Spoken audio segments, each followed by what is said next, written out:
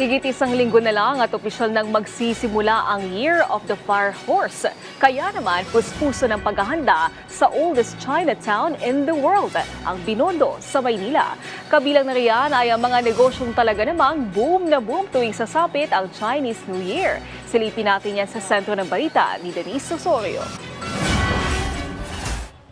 Mahigit isang linggo na lang, Chinese New Year na. Kaya sa Binondo, todo na ang paghahanda at pamimili. Sentro ngayon ng atensyon ang samut-saring Lucky Charms at pampaswerte. Mula sa pulang dekorasyon at lanterns hanggang sa mga gold ingots at coins na sinasabing pang-attract ng good fortune. Mabenta rin ang mga pangregalo at mga pamigay gaya ng angpao o red envelope, lucky bracelets, at iba pang lucky charms na inuugnay sa swerte sa negosyo, trabaho at kalusugan. Tulad ni Owen Ho, na kada taong bumibili ng lucky charms para sa kanyang mga katrabaho na hindi pamilyar sa kultura at tradisyon ng mga Chinese. Gusto niyang makapamahagi ng swerte.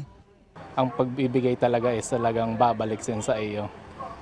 Multiple times pa. Dagdag pa ni Owen, ang tunay na swerte ay hindi laging konkreto o material na bagay dahil minsan dumarating ito bilang ibang uri tulad ng tao.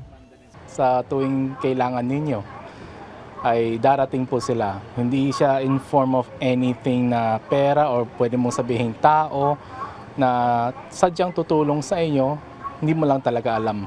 Kasama rin sa hinahabol ngayong papalapit ang Year of the Fire Horse ang tikoy na itinuturing ng marami na simbolo ng swerte at para maging sweet ang pagsasama sa bagong taon. Sa Binondo, iba-iba ang presyo ng tikoy depende sa laki. Ang 250 grams nasa 50 pesos, ang 500 grams nasa 80 pesos hanggang 100 pesos, ang 1 kilo nasa 125 hanggang 190 pesos, ang 1.5 kilos naman 180 pesos hanggang 260 pesos at ang 2 kilo naman 235 hanggang 320 pesos. Mayroong ding special designs gaya ng koi fish shape na nasa 250 pesos ang isa. At bukod sa pulang dekorasyon at iba pang pampaswerte, dagsa rin ang tao sa mga prutasan. Dahil sa tradisyon, may mga prutas na swerte at magdadala ng kasaganahan.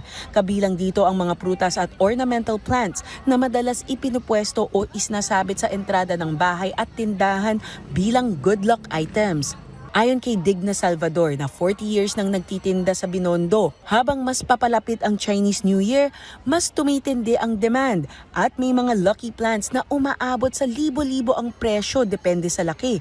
Tulad ng Red Kiat Kiat Tree na nasa 8,000 pesos hanggang 15,000 pesos.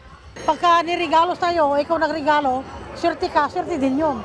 May mga pagkain rin na may sariling simbolo o kahulugan para sa iba at hindi lang ito pampaswerte. Pwede ring pang-ulam pagkatapos ng New Year. Kung bibili ng prutas para sa Chinese New Year, siguraduhin na bilog na prutas tulad ng peach, plums, grapes, cherries, melon at syempre mga orange at kiat-kiat dahil kahugis nito ang coins. Samantala sa Plaza Ruiz naman sa tapat ng Binondo Church, mayroon na ring food bazaar at mga makukulay na display. Denise Osorio para sa Pambansang TV sa Bagong Pilipinas.